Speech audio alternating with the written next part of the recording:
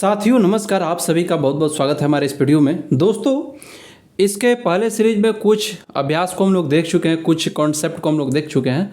उसके आगे बढ़ते हुए सीरीज में इस वीडियो को मैं जोड़ रहा हूं। और साथियों मैं आपको बता दूं, जैसा कि आप सभी अवगत हैं, आपका एग्जाम का डेट अनाउंस हो चुका है। और आप साथियों निश्चिंत बने रहें हमारे साथ, आप अपना सहयोग बनाए रखें। मैं अपना वादा निभाऊँगा ज़रूर, आप अपना साथ निभाइए।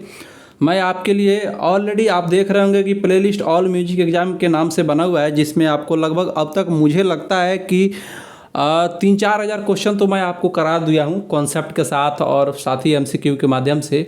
और ये जो कॉन्सेप्ट चल रहा है, ये राग परिचय के चारों भाग का निचोड़ और साथ ही कुछ और भी स्टैंडर्ड पुस्तकों का मैं आधार बना करके chapter wise, topic wise material, मैं उतना ही मटेरियल इसमें डाला हूँ।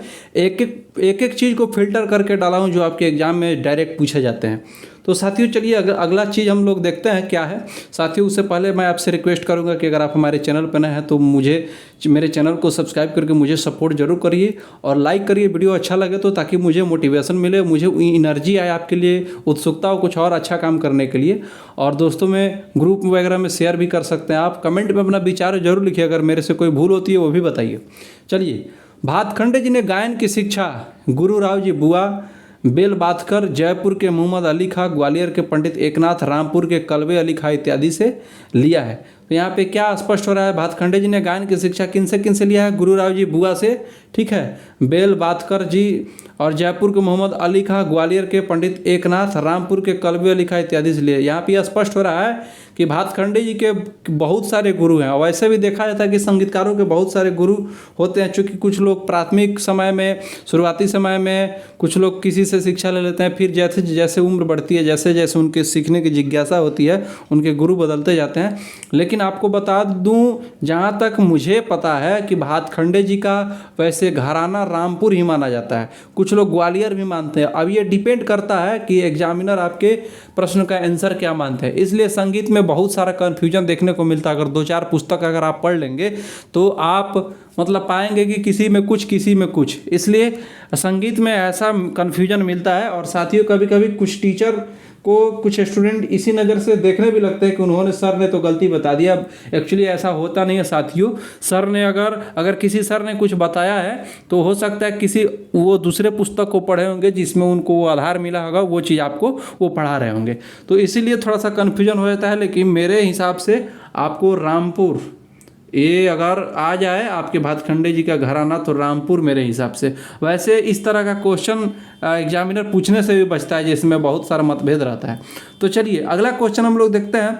थाट राग वर्गीकरण का श्रेय किन को जाता है? तो भातखंडे जी को जाता है, ठीक है।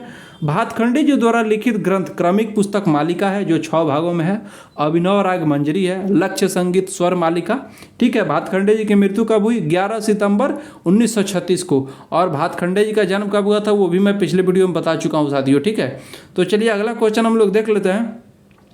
अमीर खुसरो का जन्म कब हुआ? तो 1253 ईस्वी में एटा के पटियाली में, ठीक है। अमीर खुसरो का जन्म 1253 ईस्वी में एटा के पटियाली में। और साथियों ये जन्म तिथि वगैरह के बारे में भी, जो बहुत ही प्राचीन कलाकार है उनके जन्म तिथि में भी किसी पुस्तक में कुछ और किसी पुस्तक में कुछ दे दिया रहता है। तो ये सभी पुस्तकों के ऊपर डिपेंड है कि किस पुस्तक से आपके शिक्षक या मैं या कोई भी किस चीज़ से पढ़ा रहा है। हालांकि ये जो कंटेंट है ये राग परिचय के आधार पर है, और कुछ और भी पुस्तकों में मैं देखा था तो उसमें यही था, ठीक है। तो 1253 हम लोग मानेंगे एटा के पटियाली में उनका मतलब कि जन्म हुआ था, पंजाब क्षेत्र में, ठीक है। एटा के पटियाली में 1253 में। अमीर खुसरो के पिता का नाम मोहम्मद सैफुद्दीन था। अमीर खुसरो को सर्वप्रथम गुलाम वंश के राजा गयासुद्दीन बलबन का राजश्रय प्राप्त हुआ था।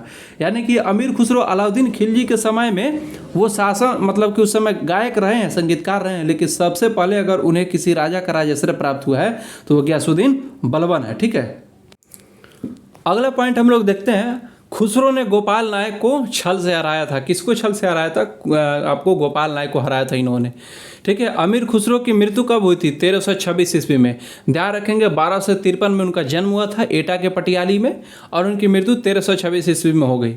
तानसेन का जन्म 1532 ईस्वी में ग्वालियर से 7 मील दूर बेहट ग्राम में हुआ था। तानसेन का जन्म कहाँ हुआ था? ग्वालियर से 15 मील दूर बेहट ग्राम में हुआ था। कब हुआ था? 1532 ईस्वी में। यानी कि अमीर खुसरो के लगभग जन्म के 250-300 वर्ष बाद इनका हुआ था तानसेन का जन्म। यानी कि तानसेन के पूर्व के कलाकार हैं अमीर खुसरो, ठीक है। तो चलिए अगला पॉइंट हम लोग देख लेते हैं। तानसेन की शादी रानी मृगनयनी की दासी हुसैनी से हुई। किनके दासी से? मृगनयनी के दासी हुसैनी से हुई। तानसेन को 4 पुत्र हुए। एक पुत्री सूरत सेन, शरद सेन, तरंग सेन, विलास का और उनके पुत्री सरस्वती, ये उनके संतान हुए। तानसेन रीवा नरेश रामचंद्र के दरबारी गायक थे।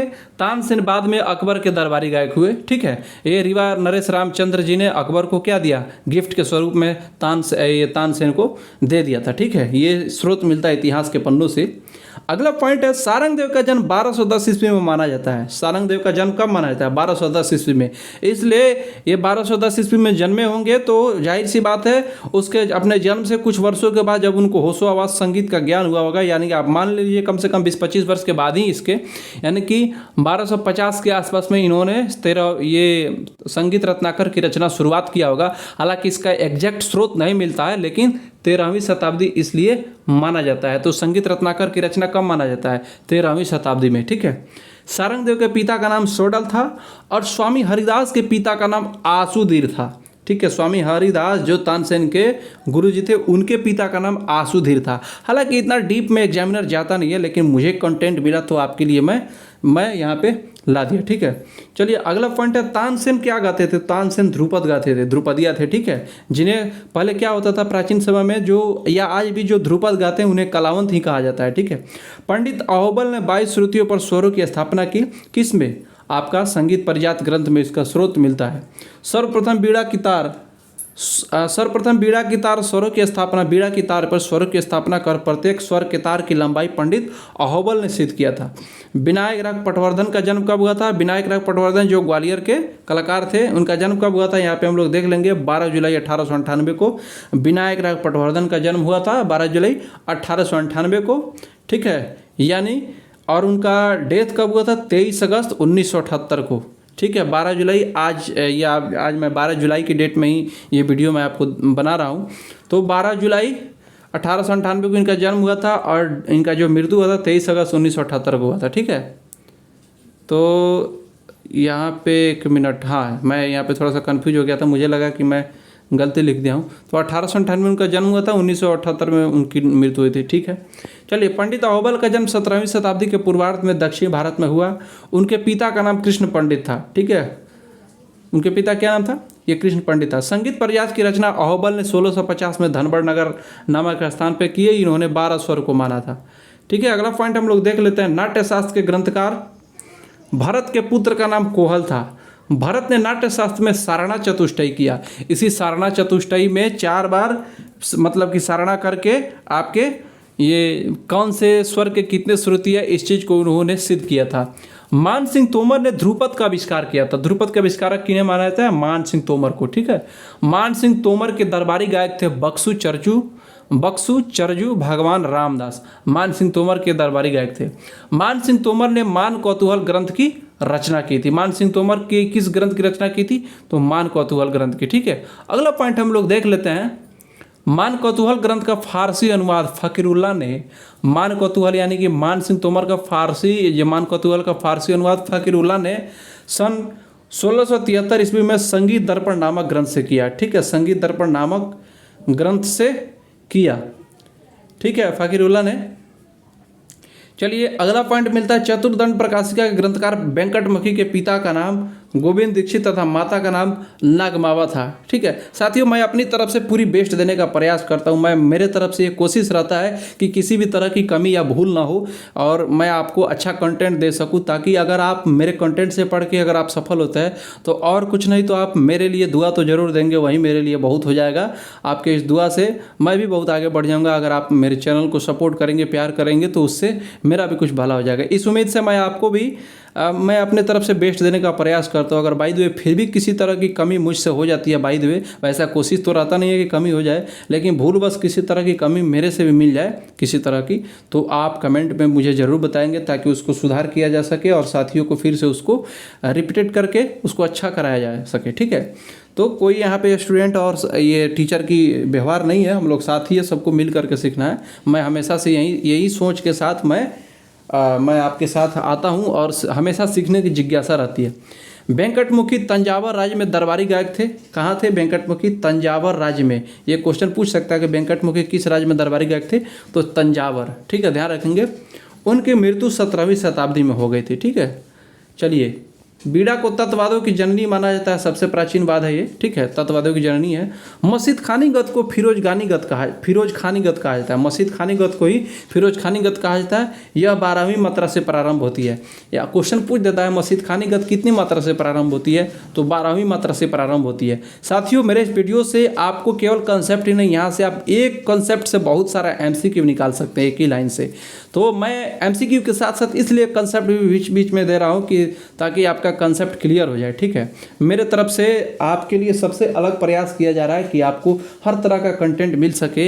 आप एग्जाम में, अगर आप कोई साथी कुछ नहीं पढ़े, अगर मेरे चैनल को ही केवल फॉलो किया है, अगर आप पूरे वीडियो पूरे प्लेलिस्ट को अगर आप देख लेते हैं, तो मेरे ऊपर विश्वास रखिए, मुझे भरोसा है कि आप एग्जाम में बहुत अच्छा कर सके होंगे। और कुछ साथी आप ऑलरेडी जो स्टेट का एग्जाम दे चुके हैं, उनको इस चीज़ का प्रमाण भी मिल चुका होगा कि आपके लिए मैं किस लेवल से मेहनत कर रहा हूँ। तो साथियों, अपना प्यार बनाए रखिए मेरे चैनल पे, मैं आपके लिए बहुत कुछ करने वाला हूँ अगर आपका साथ मिला तो। चलिए, मीट के 2 प्रकार होते हैं। मीट के कितने प्रकार होते हैं क्वेश्चन पूछ लेता है, तो मीट के 2 प्रकार हो जाएंगे। कौन कौन सा? अनुलोम और विलोम। ठीक है, कानून सितार पुस्तक के रचनाकार सैयद सफदर हुसैन पूछ लेता है। कानून सितार पुस्तक के रचनाकार कौन है, तो ध्यान रखिएगा सैयद सफदर हुसैन हो जाएंगे। बाल कृष्ण बुआ इचल करंजीकर का जन्म महाराष्ट्र के कोल्हापुर में 1849 में हुआ था। कब हुआ था बाल कृष्ण बुआ इचल करंजीकर का जन्म? महाराष्ट्र के कोल्हापुर में 1849 में हुआ था। इनके गुरु देवजी बुआ थे, फिर वासुदेव राज जोशी, फिर पंडित जोशी बुआ। ठीक है, तो ये चीज़ ध्यान रखेंगे। इचल करंजीकर द्वारा प्रकाशित मासिक पत्रिका क्या था? संगीत दर्पण। देखिए, संगीतामृत प्रवाह नामक बाल कृष्ण विष्णु दिगंबर पलुस्कर जी ने एक पत्रिका, मासिक पत्रिका निकाला था। इचल करंजीकर जो उनके गुरु माने जाते हैं, उन्होंने भी एक मासिक पत्रिका प्रकाशित किया था जिसका नाम था संगीत दर्पण। ठीक है, उनके ये कन्फ्यूज नहीं हो गए, ग्रंथ का भी नाम है संगीत दर्पण, जो अभी मैं चर्चा किया हूँ। ये वो संगीत दर्पण नहीं है, ये इचल करंजीकर द्वारा प्रकाशित एक मासिक पत्रिका है जिसका नाम है संगीत दर्पण। और इचल करंजीकर की मृत्यु कब हो गई थी? 1926 में इनकी मृत्यु हो गई थी। ठीक है, सिद्धेश्वरी देवी का जन्म 8 अगस्त 1908 को हुआ। उनकी गुरु इनकी मौसी राजेश्वरी देवी हैं। ठीक है, सिद्धेश्वरी देवी कौन? बनारस घराने से बिलोंग करती है। ठुमरी की बहुत ही प्रसिद्ध गायक है। हालांकि ये ठुमरी के साथ साथ ध्रुपद का भी बहुत अच्छा नॉलेज रखती थी। ठीक है, वहीं सिद्धेश्वरी देवी हैं बनारस घराने की। इनकी गुरु इनकी मौसी राजेश्वरी देवी हैं। मृत्यु इनकी 18 मार्च 1977 को हो गई थी। तो साथियों, आज के वीडियो में हम लोग इतना ही कंटेंट देखेंगे। मिलते हैं नेक्स्ट वीडियो में और भी शानदार प्रश्नों के साथ। आपका साथ बना रहे। चैनल को अब तक सब्सक्राइब नहीं किया है तो सब्सक्राइब जरूर कर लीजिए। दोस्तों में शेयर करिए, लाइक कमेंट और हर तरह का सपोर्ट करिए। मिलते हैं नेक्स्ट वीडियो में साथियों, तब तक के लिए बहुत बहुत धन्यवाद।